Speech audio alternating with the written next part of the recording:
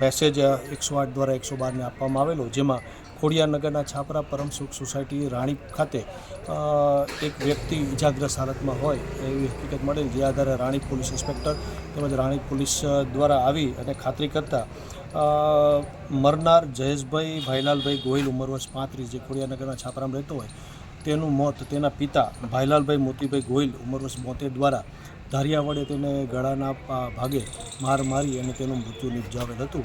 જે આધારે પ્રાથમિક તપાસ રાણી પોલીસ દ્વારા કરવામાં આવતા એવું જાણવા મળેલ કે મરનાર જયેશ કોઈ કામ ધંધો કરતો ન હોય અને પોતાના પરિવાર અને એના પિતા સાથે અવારનવાર ઝઘડો તકરાર કરતો હોય અને જેનાથી કંટાળી એના પિતાએ આજરોજ બરાબર છે ઉપરોક્ત બનાવને અંજામ આપેલ છે.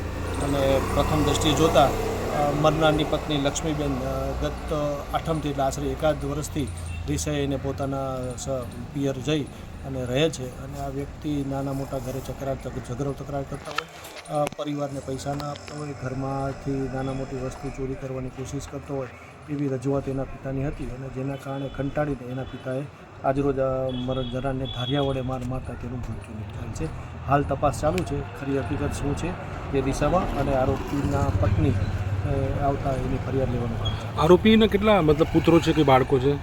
પ્રથમ દ્રષ્ટિએ એમની પત્ની સાથેથી વાતચીત નથી, પણ આ કામના આરોપી અને એના પિતાને પૂછતા એને 2 વર્ષની પુત્રી છે સિદ્ધિ, અને મયંક 5 વર્ષનો છે ઉંમર, અને એની પત્ની હાલ સરોદી ખંભાત ધુવરાણ ખાતેનો મૂળ એનું વતન છે. આવ્યા પછી આગળની હકીકત ખ્યાલ આવશે. ઓકે.